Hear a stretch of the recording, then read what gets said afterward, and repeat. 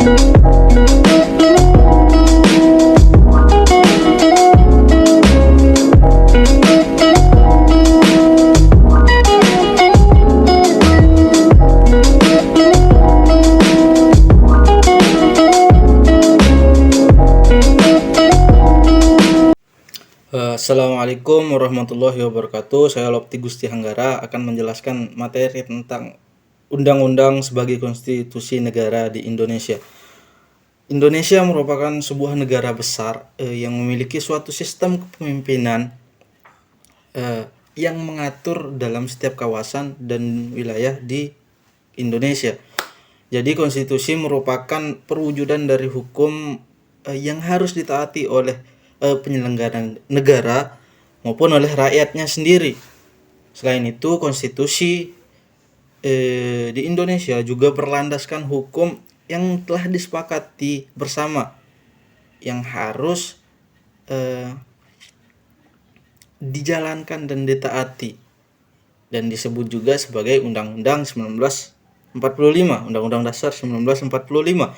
Undang-Undang 1945 sendiri disahkan oleh PPKI pada tanggal 18 Agustus 1945. Undang-Undang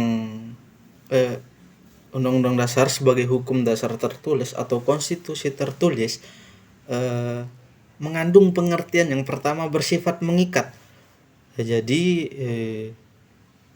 di dalam undang-undang bersifat mengikat baik bagi penyelenggara negara, lembaga-lembaga negara, lembaga masyarakat maupun rakyatnya sendiri. Jadi ke elemen-elemen ini diikat oleh Undang-Undang Dasar Negara Republik Indonesia. Dan yang kedua itu bersifat berisi norma-norma, aturan-aturan, kaidah-kaidah yang telah ditetapkan yang harus ditaati dan harus dijalankan oleh setiap lapisan elemen yang ada di Indonesia. Dan yang ketiga, Undang-Undang Dasar Negara 1945 sebagai dasar hukum tertinggi. Jadi undang-undang ini sebagai sumber dan pedoman bagi peraturan-peraturan yang berada di bawahnya. Dan yang keempat, setiap kebijakan pemerintah harus sesuai dengan Undang-Undang Dasar 1945 dan harus berpedoman kepada Undang-Undang 1945 itu sendiri. Sekian, dan materi kedua akan dilanjutkan oleh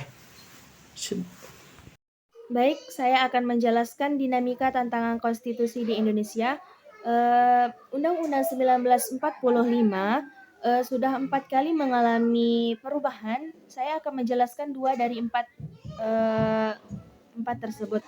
Baik, yang pertama, Undang-Undang Dasar 1945, Konstitusi pertama Republik Indonesia berawal dari Hukum Dasar karya hasil BPU PKI pada masa pendudukan bala tentara Jepang.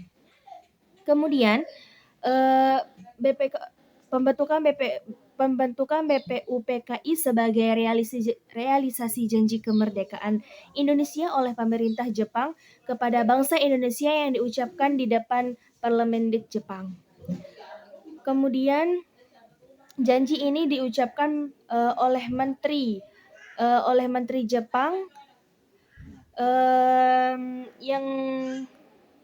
yang diucapkan di depan upacara istimewa The Invalid pada tanggal 7 September 1944. Kemudian di balik janji kemerdekaan itu terdapat maksud khusus atau tertentu dari pihak pemerintah Jepang. Janji itu dimaksudkan agar bangsa Indonesia dapat membantu bala tentara Jepang dalam menghadapi sekutu yang sangat rasa kuat. Kemudian bala tentara Jepang terus-menerus merasa terdesak oleh sekutu tersebut. Bagaimana telah disinggung sebelumnya, Undang-Undang Dasar 1945 pertama kali ditetapkan dan disahkan oleh PPKI sekalipun pada awalnya PPKI dibentuk oleh pemerintah bala tentara Jepang dengan nama Zokuretsu Zumbe Inkai. Namun ketika melakukan pengesahan Undang-Undang Dasar itu, ia bertindak bukan lagi atas nama pemerintah bala tentara Jepang, melainkan atas nama pemerintah Indonesia. Kemudian yang kedua adalah Konstitusi RIS atau Republik Indonesia Serikat pada tahun 1949. Konstitusi RIS ini 4 tahun setelah negara di bawah Undang-Undang Dasar Negara Republik Indonesia yang ditetapkan oleh PPKI pada tanggal 18 Agustus 1945.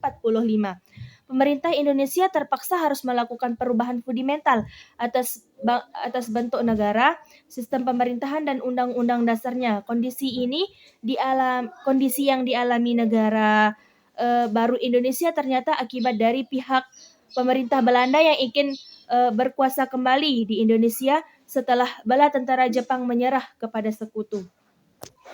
Sejalan dengan usaha Belanda itu, maka terjadilah agresi 1 pada tahun 1947 dan agresi 2 pada tahun 1948.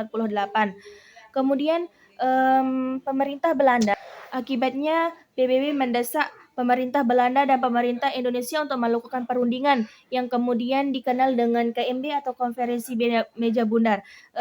Konferensi Meja Bundar atau KMB ini menghasilkan 3 persetujuan pokok, yaitu yang pertama mendirikan Republik Indonesia Serikat, yang kedua penyerahan kedaulatan kepada Republik Indonesia Serikat, dan yang ketiga didirikan uni antara Republik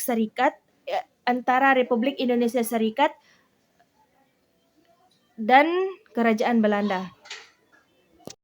Assalamualaikum warahmatullahi wabarakatuh. Perkenalkan, nama saya Ina Sati. Saya dari kelas A dengan NIM 220602026. Baik, di sini saya akan menjelaskan tentang UUDS. Apa itu UUDS? UUDS adalah Undang-Undang Dasar Sementara atau lebih dikenal dengan UUDS 1950.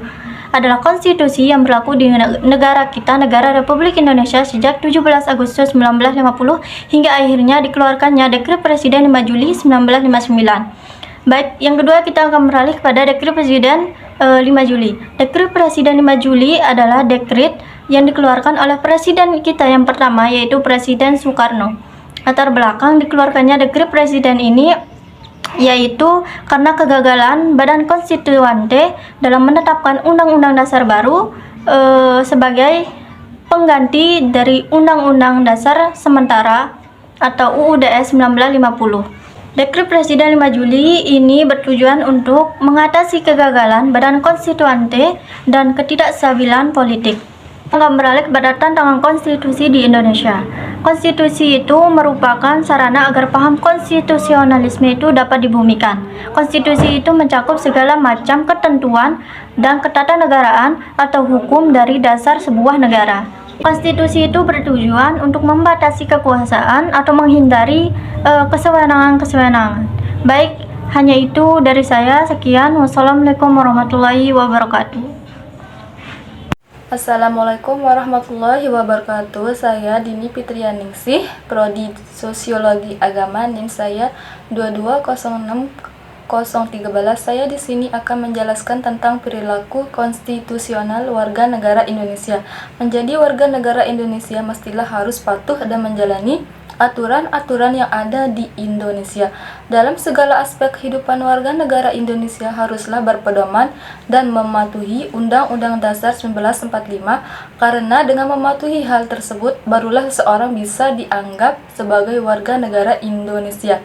Baik, saya akan memberikan beberapa contoh dari perilaku konstitusional dalam warga negara Indonesia. Yang pertama yaitu mengakui dan menghargai hak-hak orang lain seperti kebebasan berpendapat. Mengakui dan menghargai hak orang lain untuk memiliki pendapat yang berbeda, memberikan ruang untuk dialog yang sehat dan saling mendengarkan tanpa menghakimi atau mempersempit kebebasan berekspresi.